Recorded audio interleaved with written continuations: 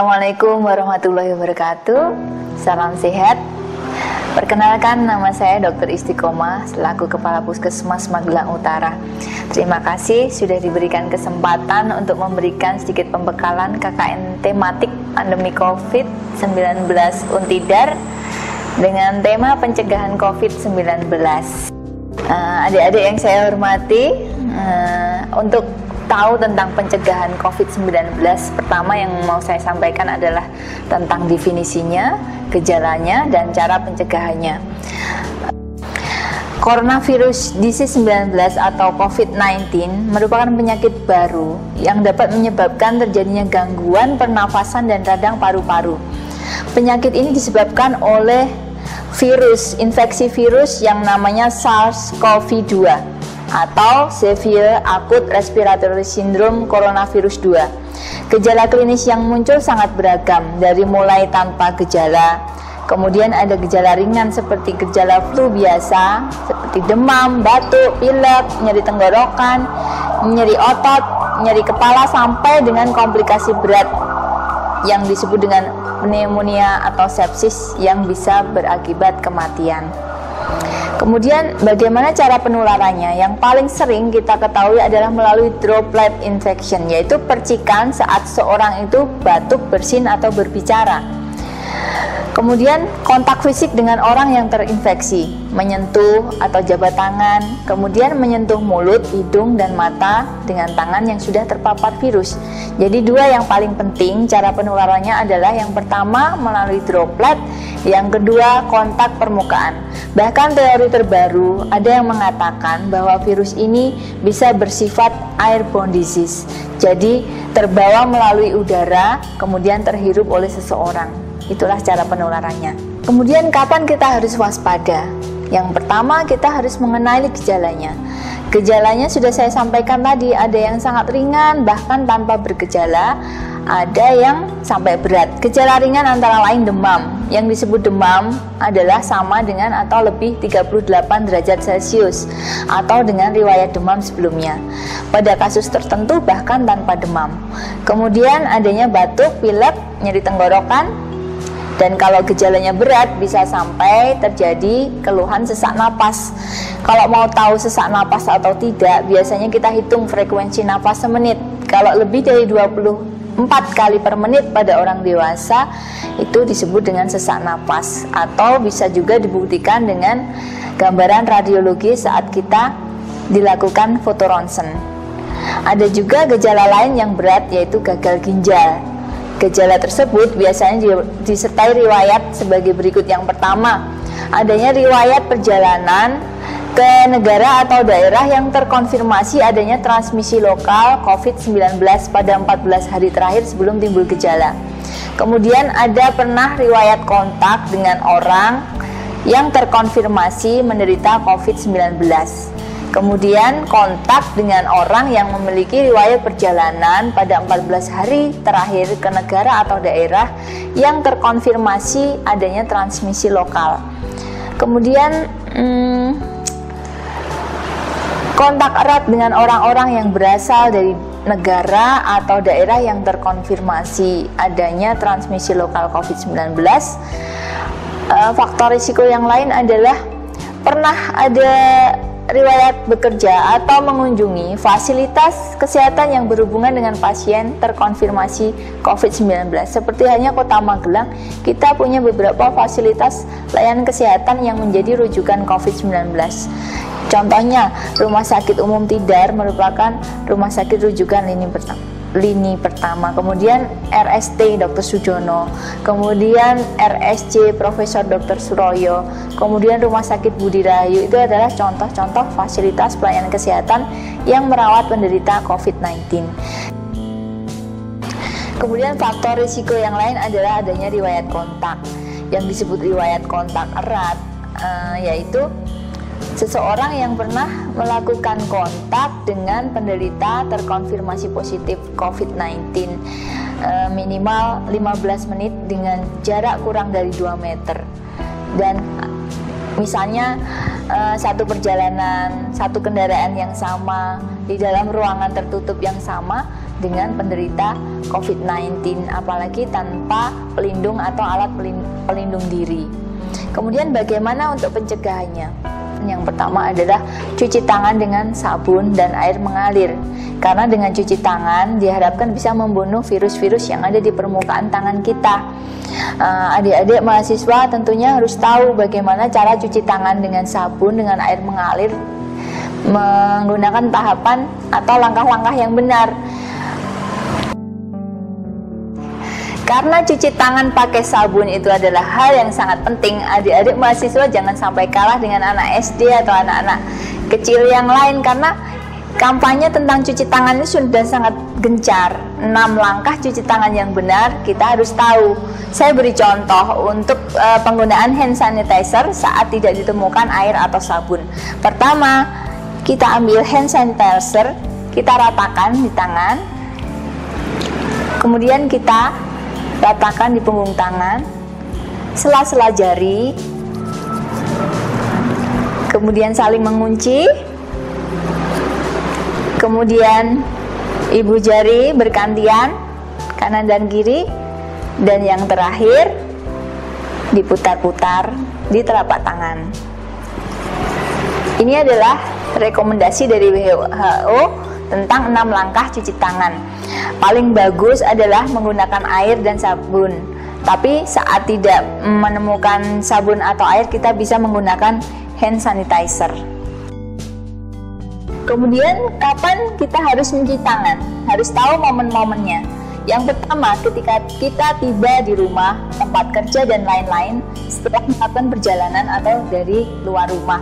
Kemudian sebelum makan, sebelum menyiapkan makanan, setelah menggunakan toilet, atau setelah menyentuh permukaan-permukaan yang kira-kira kotor atau harus kita bersihkan. Jangan lupa, jangan sampai menyentuh mulut, hidung, dan mata sebelum kita mencuci tangan. Cairan pembersih tangan minimal yang mengandung 70% alkohol hanya bila tidak bisa menemukan sabun dan air mengalir. Cara pencegahan yang kedua adalah menerapkan etika batuk. Bagaimana kita beretika batuk? Yang pertama, selalu gunakan masker. Apabila batuk, gunakan masker atau tutup dengan lengan bagian bawah. Maksudnya apa? Supaya droplet atau percikan yang keluar dari mulut kita tidak sampai mengenai orang lain. Demikian pula kalau orang lain yang batuk, kita tidak terkena percikan droplet dari orang tersebut.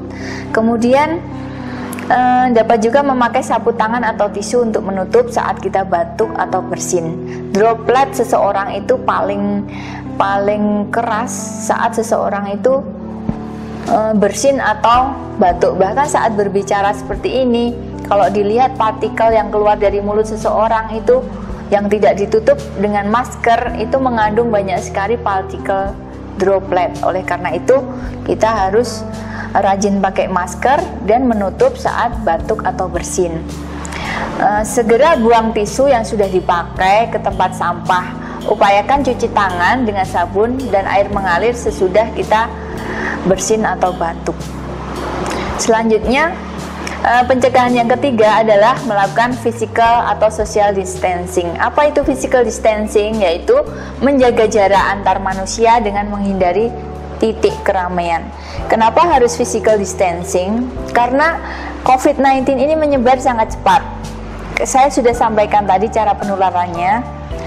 Oleh karena itu physical distancing merupakan satu-satunya cara menjaga jarak yang paling direkomendasikan supaya tidak terjadi penularan antara satu orang ke orang yang lain.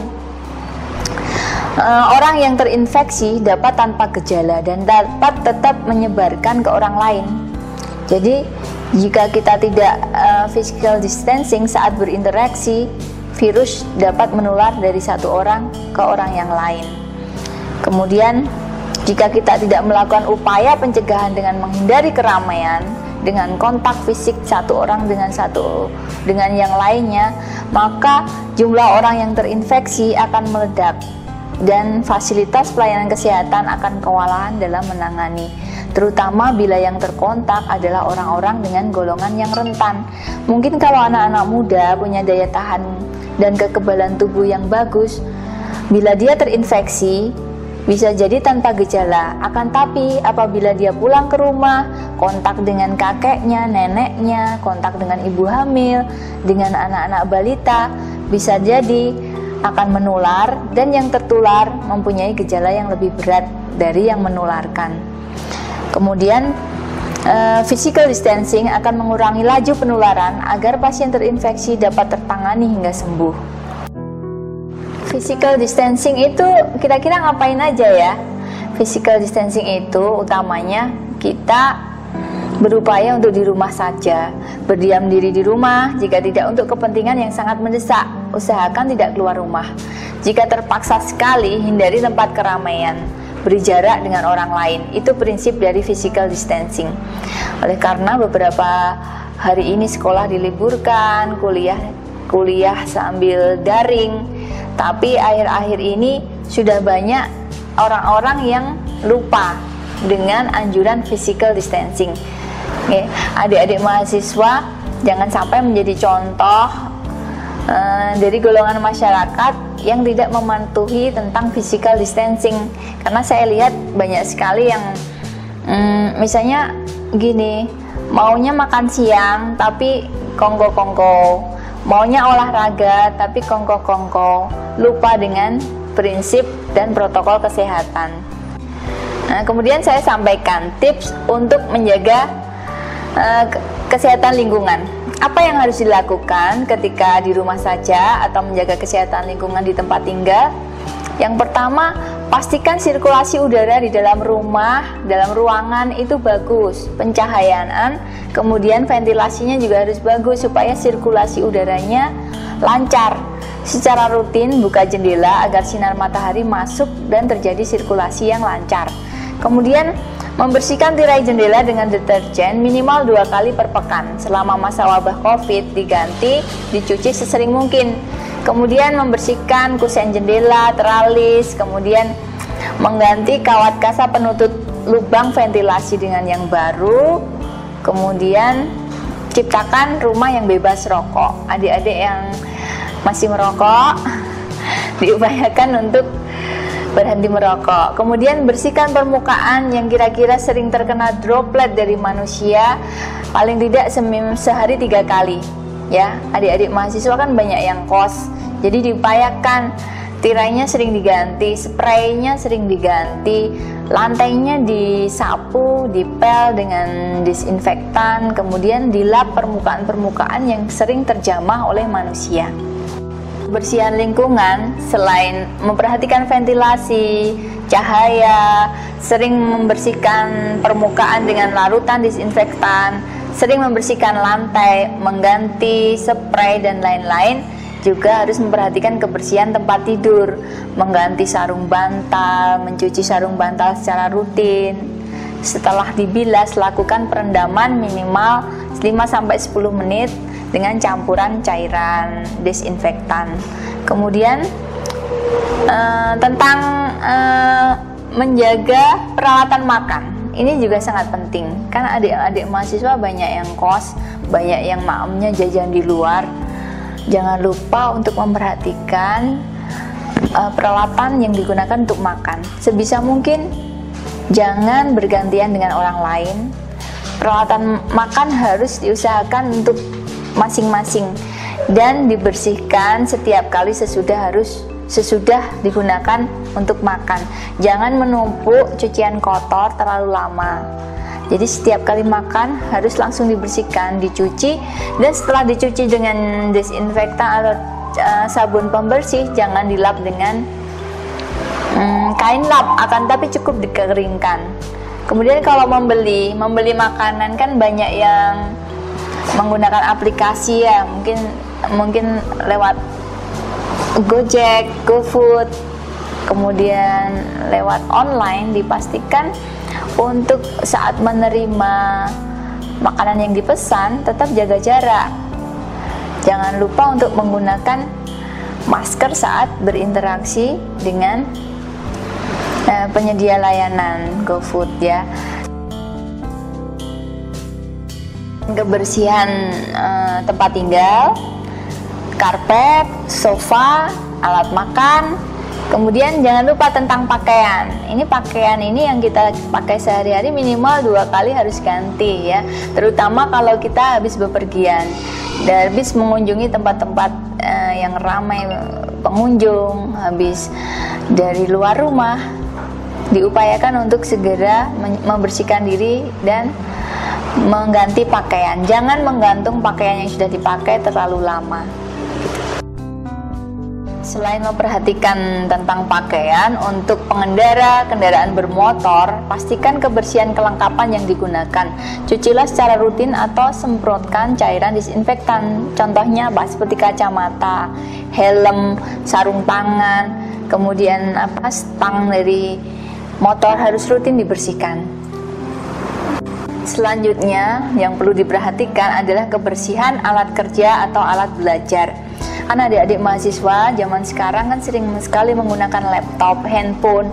Itu adalah dua benda yang harus rajin dibersihkan. Caranya bagaimana? Jadi laptop atau handphone yang kita gunakan harus sering-sering dibersihkan dengan lap atau tisu basah yang mengandung disinfektan ya. Karena dari apa yang kita pegang ini nanti bisa menjadi media penularan virus. Caranya, kalau punya kanebo bisa dilakukan perendaman dalam alkohol 70% atau cairan pemutih. Kemudian nanti untuk membersihkan HP atau laptop yang sering kita pegang. Dalam pola hidup bersih dan sehat, kebersihan diri merupakan hal yang paling penting.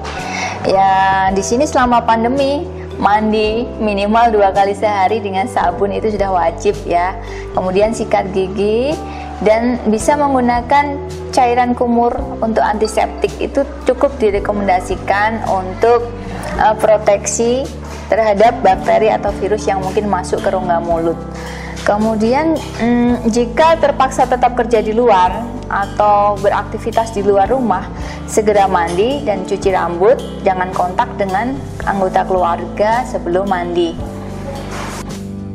Saya juga mengingatkan untuk adik-adik mahasiswa untuk selalu menjaga kesehatan mental selama pandemi. Kondisi mental akan sangat berpengaruh terhadap daya tahan tubuh seseorang. Jika kondisi mental kita baik, insya Allah kita akan menjadi lebih kuat. Daya tahan tubuh kita juga akan kuat, tidak gampang terkena infeksi.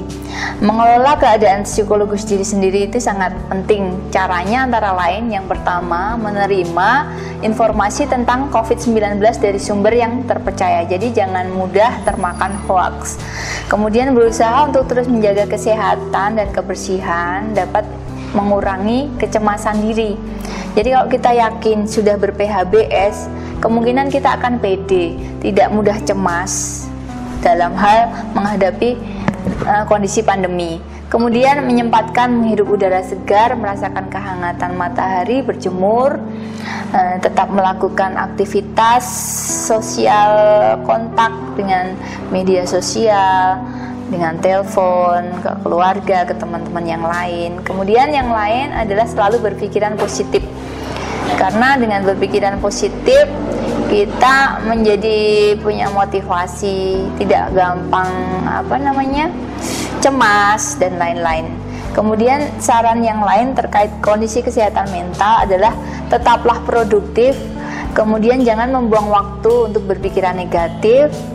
Kemudian sering mendekatkan diri kepada Tuhan yang Maha Kuasa. Jadi kalau dirangkum secara garis besar, untuk upaya pencegahan infeksi COVID-19 ini ada beberapa hal yang perlu diperhatikan. Utamanya adalah dengan pola hidup bersih dan sehat. PHBS yang dimaksud, yang pertama, sering cuci tangan pakai sabun atau hand sanitizer. Kemudian gunakan masker dimanapun, kapanpun, terutama bagi Anda yang sedang mengalami batuk dan pilek, itu wajib. Kemudian konsumsi gizi seimbang sesuai dengan kebutuhan. Kemudian perbanyak makan buah dan sayur. Hati-hati kontak dengan hewan. Kemudian rajin olahraga dan istirahat yang cukup. Jangan mengkonsumsi daging yang belum dimasak secara sempurna. Serta bila batuk pilek serta sesak napas harus segera ke fasilitas layanan kesehatan. Itu prinsip umum dalam hal pencegahan COVID-19. Dalam hal physical atau social distancing atau kondisi menjaga jarak dengan orang lain, ini saya pesan untuk adik-adik generasi muda harusnya bisa jadi pelopor ya. Karena banyak kegiatan dari mahasiswa itu memang sifatnya kumpul-kumpul. Saat mengerjakan tugas kumpul-kumpul, saat KKN nanti kumpul-kumpul, saat makan kumpul-kumpul. Jadi dimanapun dan kapanpun saat kondisi pandemi seperti ini, kita harus selalu ingat protokol kesehatan yang dianjurkan tentang prinsip physical atau social distancing. Jadi minimal jaga jarak dengan orang lain tuh 1 meter itu minimal, karena jangkauan dari droplet itu biasanya tidak lebih dari 1 atau 2 meter. Apabila harus berkontak atau berinteraksi dengan teman-teman atau yang lain, prinsip ini harus tetap dijalankan kapanpun dan dimanapun. Kemudian jangan sering pergi ke tempat yang ramai, gunakan masker bila harus berada di luar atau di keramaian. Sebisa mungkin memang harus tetap tinggal di rumah, akan tapi apa memang bila ada suatu keperluan, ada suatu kepentingan, jangan lupa dengan prinsip physical atau social distancing. Kemudian tidak perlu bersalaman, kita tidak perlu kumpul-kumpul, ngobrol, ngopi bareng, kemudian melakukan perkumpulan-perkumpulan yang kira-kira tidak menerapkan protokol kesehatan dengan benar. Kira itu pesan-pesan untuk pencegahan, terutama untuk adik-adik yang mungkin nanti akan menjalankan KKN tematik sama pandemi COVID-19 ini. Saya sampaikan sedikit tentang tips tetap produktif saat bekerja dan belajar. Yang pertama, tetap bangun pagi dan lakukan persiapan seperti biasa. Mandi, berpakaian rapi, sarapan, kemudian menyediakan area khusus yang nyaman untuk bekerja atau belajar. Apabila nanti adik-adik melakukan suatu kegiatan yang memang harus mengumpulkan beberapa orang, pastikan, kondisikan tempat yang digunakan itu cukup luas untuk kita tetap melakukan physical distancing ya. Jangan berjubel, jangan berkerumun. Apabila menyediakan kursi sudah ditata sedemikian rupa sehingga audien atau peserta dari rapat atau pertemuan itu tetap bisa menjalankan physical distancing. Kemudian susun target harian yang hendak diselesaikan. Misalnya adik mau KKN, susun target atau time schedule untuk bisa mengatur waktu dengan baik. Karena dalam kondisi pandemi, kita harus menyesuaikan segala sesuatunya dengan protokol kesehatan yang dianjurkan. Setelah menyusun target harian yang hendak diselesaikan, jangan lupa untuk fokus melaksanakan atau menyelesaikan setiap target dengan terprogram. Jangan lupa istirahat setiap 5 menit setelah bekerja dan belajar 20 menit, begitu seterusnya. Jadi kita harus ada yang namanya relaksasi. Kemudian sediakan waktu untuk istirahat siang, ibadah atau makan. Kemudian apresiasikan diri, berikan apresiasi diri setiap kali berhasil menyelesaikan target dengan baik. Itu adalah salah satu trik untuk tetap produktif dan belajar selama pandemi. Saya kira itu yang bisa saya sampaikan terkait bagaimana pencegahan penularan COVID-19. Pesan saya, adik-adik ini merupakan agen-agen perubahan di mana harus memberikan contoh teladan kepada masyarakat bagaimana untuk berperilaku hidup sehat. Jadi jangan sampai generasi muda kita justru tidak tahu, justru tidak mau melaksanakan anjuran dari pemerintah terkait protokol kesehatan selama masa pandemi. Kurang lebihnya saya mohon maaf. Salam sehat, segar, bugar, produktif. Wassalamualaikum warahmatullahi wabarakatuh.